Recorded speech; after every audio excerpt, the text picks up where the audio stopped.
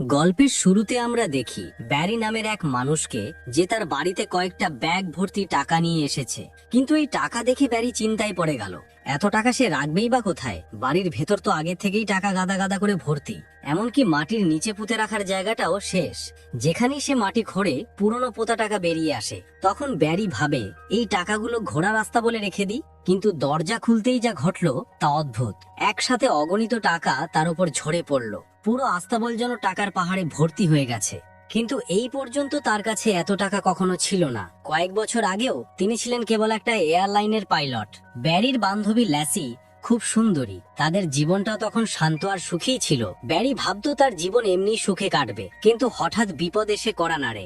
এক সন্ধ্যায় যখন ব্যারি হোটেলে বিশ্রাম নিচ্ছিল, তখন এক রেশম গোফদাড়িওয়ালা লোক তার কাছে এসে তাকে ব্ল্যাকমেল করে। সে বলে, ব্যারি, তুমি আমাদের কাছে সিগার স্মাগলিং করিয়াচ্ছ। কথা শুনে ব্যারির ঘাম ছুটে যায়, কারণ কথা বের হয়ে গেলে তার খ্যাতি নষ্ট হবে, পাইলট লাইসেন্স বাতিল হয়ে যেতে পারে। ব্যারি ভয় পেয়ে পড়লে সেই মানুষেরা বলল, আমরা তো একে সিআইএ এজেন্ট, আমার নাম মন্টি। ব্যারিকে তারা পরিচয় করায় তাদের দলের সদস্যদের সাথে এবং তাকে নিয়ে যায় একটি গোপন স্থানে, একটি বিমান রাখার হ্যাঙ্গারে। সেখানে দেখেই ব্যারির চোখ জোত করে উঠল। ওইটা ছিল সেই সময় সবচেয়ে শক্তিশালী প্লেন, দুটো খুব শক্তিশালী ইঞ্জিন সহ। ব্যারি বিমোহিত হয়ে প্লেনটা ঘুরে দেখে। মন্টি খুশি হয়ে তাকে তার মিশনের কথা জানায়। মন্টি বলে, তোমাকে এই প্লেনটা দিয়ে সেন্ট্রাল আমেরিকার শত্রু দেশের ওপর ওড়াতে হবে। প্লেনটা মাটির নিকটে নিচু করে উড়বে, যাতে গুপ্তধর ছবি তোলা যায়। কিন্তু এটা এক গোপন গোয়েন্দা মিশন। এই মিশনের কথা অমনি কারো সাথে বলবে না, রোম্যান্সে থাকা ল্যাসিকেও নয়। ব্যারি তখন শুধু একটাই ভাবছে, তার স্বপ্নের ওই প্লেন উড়াতে পারবে কিনা। সে উত্তেজিত। মন্টি দরজা খুলে দেয় যাতে ব্যারি প্লেনের টেস্ট ড্রাইভ নিতে পারে। বাড়ি গিয়ে ব্যারি ল্যাসিকে বলে, আমি এখনকার চাকরি ছেড়ে দিচ্ছি, আমাকে অন্য একটি কোম্পানি থেকে ভালো অফার এসেছে। মিশনের কথা সে একটাও বলে না। ল্যাসির জন্য এটা অদ্ভুত, কিভাবে করেই হোক এয়ারলাইনের ক্যাপ্টেনের চাকরি ছেড়ে অজানা একটি কোম্পানিতে চলে আসবে। সেই রাতে এক ফ্লাইটের সময় ব্যারি হঠাৎ ককপিট ছেড়ে বাইরে চলে আসে, তার জীবনের এক নতুন শুরু করতে। এরপর থেকে ব্যারি মন্টির লোক হয়ে যায়। সে সেন্ট্রাল আমেরিকার ভিতরে ভিতরে প্লেন ওড়ায়, বিপজ্জনক সব কাজ করে, যাতে গুপ্ত চিত্রগুলো সংগ্রহ করা যায়। প্রতিবারের ভ্রমেই ঝুঁকি থাকে, কিন্তু ধীরে ধীরে ব্যারির কাছে এই ঝুঁকি ভরা কাজই আনন্দ দেয়। মন্টি যখন ছবিগুলো সিনিয়রদের দেখায়, সবাই বাহবা দেয়। কিন্তু ব্যারি এখনো ল্যাসিকে কিছু জানায়নি। পরে তাদের বিয়েও হয় এবং এক কন্যাও জন্ম হয়। তবুও ব্যারির আয় খুব বেশি নয়। ব্যারি মন্টিকে বলে, এই রোজগার দিয়ে তো গুটি কয়েকটি পরিবার চালানোই কঠিন, কিছু করো। কিন্তু মন্টি এই বিষয়টাই কোনো ব্যবস্থা করে না। একদিন মন্টি ব্যারিকে প্যানামায় অন্য একটি মিশন দেয়। ব্যারি এসব মিশনে অভ্যস্ত, সে নির্বিঘ্নে মিশনটা সম্পন্ন করে। তারপর 1980 শুরু হয়। ব্যারি কলম্বিয়ার একটা জায়গায় জ্বালানি ভরতে গিয়ে হঠাৎ তিনটে দড়িয়ে ধরা লোক এসে তাকে ধরে। লোকেরা খোলে হাতে অস্ত্র নিয়ে ঘুরে বেড়ায়। তারা তাকে জোর করেই গাড়িতে তুলে নেয়। ব্যারির কাছে আর কোনো উপায় নেই, তাই সে চুপচাপ তাদের বেশে চলে যায়। সেখানে তাদের লিডারকে পাওয়া যায়, পাবলো এসকোবার। পাবলো ব্যারির আসল পরিচয় জানে, আরো জানে যে ব্যারি সেন্ট্রাল আমেরিকার গোপন ফটো তোলা কাজ করে।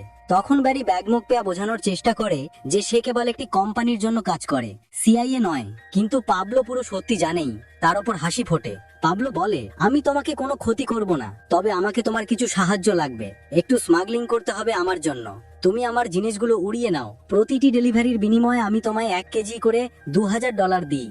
এটা শুনে ব্যারি দারুণ খুশি। ছবি তোলার থেকেও অনেক বেশি রোজগার। কিন্তু পুরো সিস্টেম বুঝে ব্যারি জানতে পারলো সমস্যা কোথায়। পাবলো যে রানওয়ে বানিয়েছে সেটা খুব ছোট। অনেক পাইলটই আগে থেকেই টেক অফের সময় মারা গিয়েছিলেন। ব্যারি বলল, এই রানওয়ে একটু লম্বা করে দাও, তোমার কাছে টাকা কম আছে? কিন্তু পাবলো বলে, কাজ করতে চাইলে করো, না হলে এখান থেকে চলে যাও, কোনো পরামর্শ দরকার নেই। কথা শুনে ব্যারির গর্ভে আঘাত লাগে। সে ঠিক করলো, আমি এই ছোট রানওয়েতেই উড়িয়ে দেখাবো। সে বলল, এই ডেলিভারিটি তোমার মতো হবে না, আমি বলবো কিভাবে ডেলিভারি হবে। সে পাবলোকে জানালো একটি খোলা মাঠের কথা। সে প্লেনকে খুব নিচু করে নিয়ে গিয়ে মাল গিলে ফেলে দেবে, তুমি লোক পাঠিয়ে নিয়ে নেবে। পাবলো রাজি হলেন এবং মাল লোড করানো হলো। যখন উড়ার সময় হলো, ব্যারি দেখলো প্লেনের ভিতরে পাবলোর এক লোক পাইলট সিটে বসে আছে।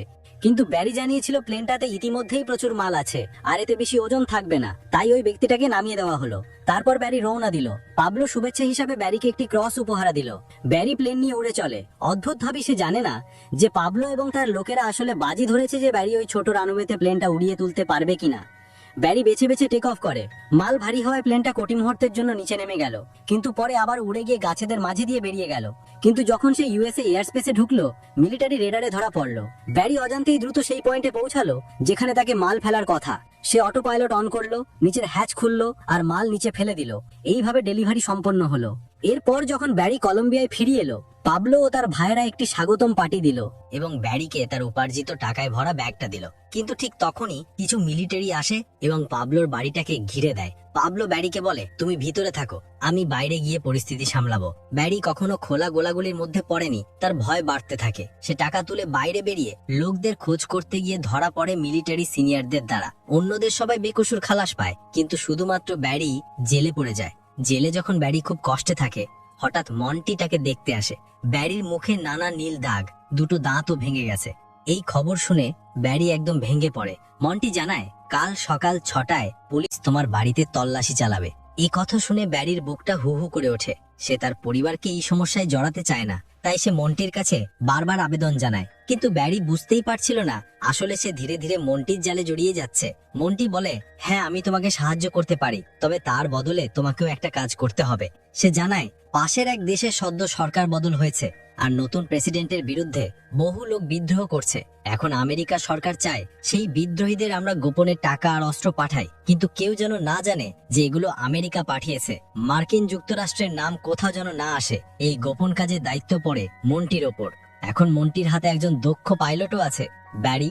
মন্টি ব্যারিকে বলে, তোমার ক্রিমিনাল রেকর্ড আমি মুছে দিতে পারবো না, তবে একটা উপায় আছে। তুমি তোমার পরিবার সহ বাড়ি বদলে ফেলো। একটা ছোট শহর আছে, নাম মিনা, ওখানে গিয়ে আমার সঙ্গে দেখা করো।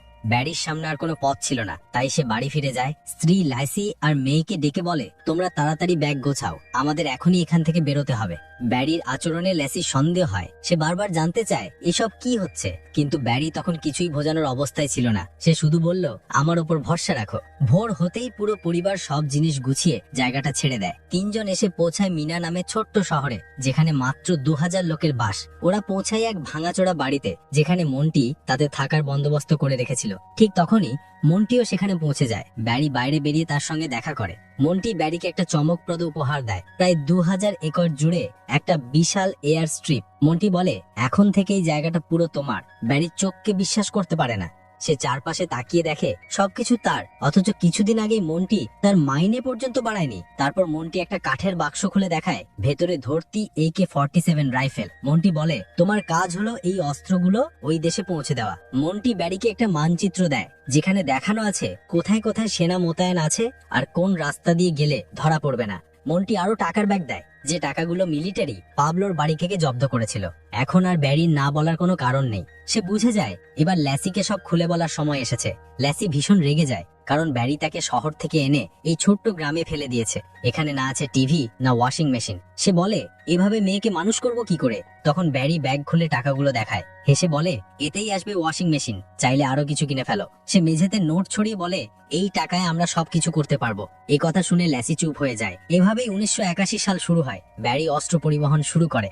অস্ত্র ভরা ব্যাগ নিয়ে সে নিকারাগুয়া দেশে পৌঁছায়। তার মনে হয় ওরা তাকে খুশি মনে স্বাগতম জানাবে, কিন্তু পৌঁছেই দেখে ওরা আসলে অস্ত্রে তেমন আগ্রহী নয়, বরং তারা ব্যারির সানগ্লাস আর জুতো ছিনিয়ে নেয়। ব্যারি রেগে গিয়ে সঙ্গে সঙ্গে মন্টিকে ফোন করে সব জানায়, কিন্তু মন্টি ঠান্ডা গলায় বলে, তোমার কাজ হলো অস্ত্র পৌঁছে দেওয়া। কে নিল কে নিল না সেটা তোমার মাথা ব্যথা নয়।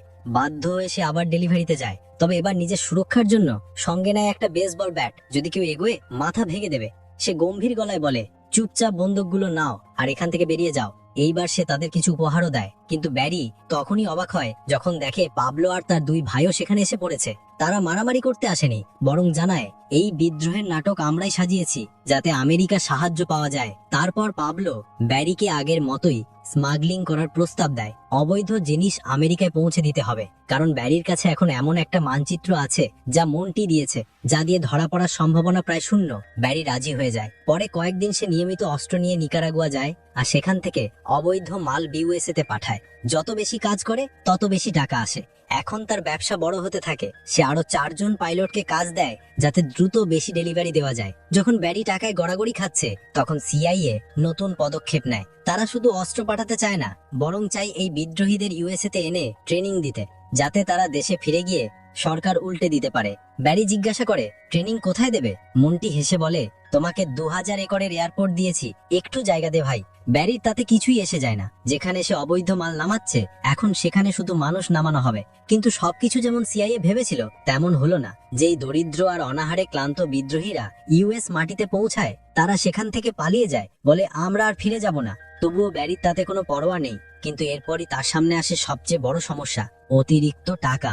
কিন্তু এখন সমস্যা হলো, ওইসব টাকা তো সে ব্যাংকে জমা করতে পারবে না। মানুষ জিজ্ঞেস করবে এই টাকা কোথা থেকে এলো। তাই সে সামান্য কিছু টাকা ব্যাংকে রাখলো আর বাকিটা দিয়ে শুরু করলো বিলাসবহুল জীবন। পুরো শহরের মানুষকে সে বেসবল ম্যাচের টিকিট উপহার দিল, স্ত্রী লুসির জন্য কিনে দিল একদম নতুন গাড়ি, আর পুরো বাড়িটাই নতুন করে সাজিয়ে ফেললো। কিন্তু যত টাকা সে খরচ করত, তার দ্বিগুণ টাকা আবার তার হাতে চলে আসতো। এখন টাকাগুলো লুকাতে ব্যারি অনেকগুলো ভুয়ো কোম্পানি খুললো এবং শহরের মানুষদের অকারণে সেখানে চাকরি দিল। বাড়ির প্রতিটা কোণে টাকা লুকিয়ে রাখলো, এমনকি কিছু টাকা বাড়ির পিছনেও পুঁতে রাখলো। ব্যারি এখন রাজাদের মতো জীবন কাটাচ্ছিল। কিন্তু একদিন লুসির বখাটে ভাই হঠাৎ দেখা করতে এলো। সে কিছু টাকা ধার চাইলো। ব্যারি না করেনি, সে যত তাড়াতাড়ি সম্ভব তাকে বিদায় করতে চাইছিল। কিন্তু লুসি বলল, না, ওকে ফ্রিতে খাওয়াবি না, কোনো কাজ দে। তাই ব্যারি বাধ্য হয়ে ওকে প্লেন হ্যান্ডারে পরিষ্কারের কাজে লাগিয়ে দিল। এখন গল্পটা আবার ফিরে এলো শুরুতে। ব্যারি নিজের বাড়িতে টাকাগুলো লুকাচ্ছে। গোয়াল ঘরে ছড়িয়ে থাকা নোট সরাতে সরাতে সে দেখে লুসির ভাই জেবি একটা নতুন গাড়ি আর তার প্রেমিকাকে নিয়ে সেখানে হাজির। লুসি ভীষণ রেগে গেল যখন জানলো তার ভাই কাজ না করে চুরি করা টাকায় ঘুরে বেড়াচ্ছে। ব্যারি প্রশ্ন করলো, এই টাকা কোথা থেকে পেলি? জেবি বলল, আমি পরিষ্কার করতে গিয়ে এক ব্যাগ পেয়েছি যেটা টাকায় ভরা ছিল। এই শুনে ব্যারির মাথা গরম হয়ে গেল, কিন্তু সে কিছু করলো না। তবে এরপর থেকে ব্যারি দিন দিন অসাবধান হয়ে পড়লো। 2 বছর পর পুলিশের নজর পড়লো তার উপর। ডিইএ মানে ড্রাগ এনফোর্সমেন্ট এজেন্সি তার পেছনে ফাঁদ পাতলো। কিন্তু ব্যারি বিমান চালনায় পাকা ছিল। সে জানতো ডিই এর প্লেনগুলো দ্রুত হলেও তাদের ফুয়েল ক্যাপাসিটি কম। তাই সে পুরো রাত সমুদ্রের উপর চক্কর কাটতে থাকলো যতক্ষণ না পুলিশের প্লেনের তেল শেষ হয়ে যায়। কিন্তু এখন শুধু ডিইএ নয়, এফবিআইও তার পেছনে লেগে গেল। এত টাকা আসছে ব্যারির কাছে যে সেটা লুকানো আর সম্ভব হচ্ছিল না। এফবিআই এজেন্টরা যখন তার শহরে এলো, তারা অবাক। চারদিকে ব্যাংক, দামি গাড়ি, সবাই হঠাৎ ধনী হয়ে গেছে। তারা ভাবতে লাগলো এই টাকার উৎস কোথায়। এক মিশনের সময় ব্যারি আবার বর্ডার প্যাট্রোলের নজরে এলো। এবার তারা ব্যারির মতো দেখতে আরো 2টা প্লেন পাঠালো যাতে সে পালাতে না পারে। কিন্তু ব্যারি রেগে গিয়ে হাইওয়ের উপরেই প্লেন ল্যান্ড করলো। নেমেই রাস্তায় থাকা বাচ্চাদের দেখে কিছু টাকা ছুড়ে দিল, তাদের সাইকেলটা নিয়ে উধাও হয়ে গেল। তবে এর মধ্যেই প্যাবলোর ফোন এলো। ডিএ এখন তার পেছনেও লেগে গেছে। তাই সে কলম্বিয়া ছেড়ে নিকারাগুয়ায় পালিয়েছে। ব্যারিও তার সঙ্গে দেখা করতে সেখানে গেল। এই সময় জেবি বাড়িতে একটা টাকার ব্যাগ নিয়ে নিজের নতুন গাড়ি নিয়ে মজা করতে বেরোলো। একটা রেস্টুরেন্টে ঢুকতেই দেখে ভেতরে পুলিশ বসে খাচ্ছে। ভয়ে সে দৌড়ে পালালো, কিন্তু পুলিশ তাকে ধরে ফেললো। এই খবর শুনে ব্যারি তাড়াতাড়ি মিনা শহরে ফিরে এসে সবচেয়ে দামি এক আইনজীবী ভাড়া করলো জেবিকে ছাড়ানোর। কিন্তু প্যাবলো সন্দেহ করলো হয়তো জেবি পুলিশের কাছে সব ফাঁস করে দিয়েছে। সে বলল, আমি সামলে নেব ব্যাপারটা। ব্যারি বুঝলো এর মানে রক্ত ঝরবে। সে অনেক বোঝানোর চেষ্টা করলো, কিন্তু প্যাবলো শুনলো না। ব্যারি জেবির সঙ্গে দেখা করতে গেল। জেবিকে টাকা, পাসপোর্ট আর বিমানের টিকিট দিয়ে বলল, দেশ ছেড়ে চলে যা। কিন্তু জেবি ভাবলো ব্যারি তাকে তাড়াতে চায়। রাগে সে বলল, প্রতি মাসে টাকা পাঠাবে, না হলে সব বলে দেব পুলিশের কাছে। এমনকি লুসিকেও গালাগাল দিল। ব্যারির রাগে গাড়ি থেকে নেমে তার দিকে দৌড় দিল। ঠিক তখনই জেবি গাড়ি স্টার্ট দিল, আর কয়েক সেকেন্ডের মধ্যে এক ভয়ঙ্কর বিস্ফোরণ। গাড়িটা আগুনে পুড়ে গেল, জেবি মারা গেল, আর টাকাগুলো চারদিকে উড়ে গেল। ব্যারি হতবাক হয়ে গেল, কিন্তু ভেতরে ভেতরে বুঝে গেল এই কাজ প্যাবলোরই। সে গাড়িটা টেনে জঙ্গলে নিয়ে গিয়ে ফেলে দিল। এদিকে সিআইএ জানতে পারলো যে অস্ত্রগুলো নিকারাগুয়ায় পাঠানো হয়েছিল সেগুলো এখন মাদক পাচারকারীদের হাতে চলে গেছে। আর যাদের ট্রেনিং দিতে আনা হয়েছিল তাদের অল্প কয়েকজনই ফিরেছে। এতে সিআইএ বুঝে গেল এটা বিশাল ভুল হয়েছে। তারা মন্টিকে বলল, মিশনটা বন্ধ করো। ব্যারি জিজ্ঞেস করলো, এখন আমার জন্য কোনো কাজ নেই? মন্টি বলল, আমার পরের নির্দেশের অপেক্ষা করো। ব্যারি বুঝলো সে এখন পরিত্যক্ত। পরের দিন মন্টি অফিসে গিয়ে বলল, ব্যারির সঙ্গে সম্পর্কিত সব ডকুমেন্ট জ্বালিয়ে দাও। অন্যদিকে ব্যারি পালানোর প্রস্তুতি নিচ্ছিল, কিন্তু ঠিক তখনই ডিইএ, এফবিআই, পুলিশ সবাই একসঙ্গে হানা দিল। তারা ব্যারিকে ধরে নিয়ে গেল আদালতে। ব্যারি তাদের ঘুষ দেওয়ার চেষ্টা করলো। 1 কোটি দেব, না দিচ্ছি 10 কোটি, শুধু ছাড়ো। কিন্তু হঠাৎই ফোন বেজে উঠলো। প্রসিকিউটর এসে বলল, তাকে মুক্ত করে দাও। ব্যারি অবাক। তাকে গাড়িতে তুলে নিয়ে যাওয়া হলো। সে ভাবলো হয়তো মন্টির লোকেরা এসেছে, কিন্তু তাকে সরাসরি নিয়ে যাওয়া হলো হোয়াইট হাউসে। সেখানে প্রেসিডেন্টের সঙ্গে দেখা করতে হলো। সিআইএ ডিরেক্টর আর আর্মি কর্নেল জানালো এই একবার শেষ মিশন করতে হবে। প্যাবলোর সঙ্গে দেখা করে এমন ভাবে মিটিং করতে হবে যাতে গোপনে ছবি তোলা যায়, যা প্যাবলোর বিরুদ্ধে প্রমাণ হিসেবে থাকবে। ব্যারি রাজি হলো, কিন্তু ভেতরে ভেতরে ভয় কাঁপছিল। সে জানতো প্যাবলো বুঝে ফেললে এবার তার মৃত্যু নিশ্চিত। ব্যারি তার পরিবারকে বিদায় জানিয়ে উড়াল দিল নিকারাগুয়ার দিকে। বৃষ্টিতে ঝড়ে পাড়ি দিল গন্তব্যে। দরজা খুলতে সৈনিকরা বন্দুক তাক করলো। প্যাবলো এসে বলল, একে গুলি করো। কিন্তু হঠাৎ হাসতে শুরু করলো। এটাই ছিল তার রসিকতা। ব্যারি স্বস্তির নিঃশ্বাস ফেললো আর চুপি চুপি প্যাবলোর ছবি তুললো গোপন ক্যামেরায়। এবার সিআইএ হাতে পাকা প্রমাণ এলো। সবাই পার্টি করলো, ব্যারি মিশন শেষ করলো। কিন্তু কিছুদিন পর টিভিতে সরকার ব্যারির মুখ দেখিয়ে দিল। প্যাবলো দেখলো আর বুঝে গেল ব্যারি তাকে প্রতারণা করেছে। ফলাফল ভয়ঙ্কর। প্যাবলো প্রতিশোধের আদেশ দিল। এদিকে সরকারও ব্যারির বিরুদ্ধে মুখ ফিরিয়ে নিল। তার বিরুদ্ধে স্মাগলিং এর অভিযোগ আনা হলো। সব সম্পত্তি বাজেয়াপ্ত করা হলো। শেষ রাতে ব্যারি নিজের স্ত্রী লুসিকে বলল, সব গয়না পরে নাও, এখান থেকে চলে যাও। যা পড়া আছে তা ওরা নিতে পারবে না। লুসি কাঁদতে কাঁদতে রাজি হলো, কারণ সন্তানের ভবিষ্যৎ বাঁচানো দরকার। পরের দিন এফবিআই ব্যারির ঘর তছনছ করে দিল। সব হারিয়ে ব্যারি নিঃস্ব হয়ে গেল। ধীরে ধীরে মামলা শান্ত হলো, কিন্তু সে জানতো প্যাবলো তাকে ছাড়বে না। প্রতিদিন রাতে সে হোটেল পাল্টাতো, লুকিয়ে থাকতো। কিন্তু একদিন গাড়ির ভেতরেই এক আততায়ী গুলি চালায়। ব্যারির মৃত্যু হয়। তুমি কি মনে করো, ব্যারির এই পরিণতি কি প্রাপ্য ছিল? কমেন্টে জানাও।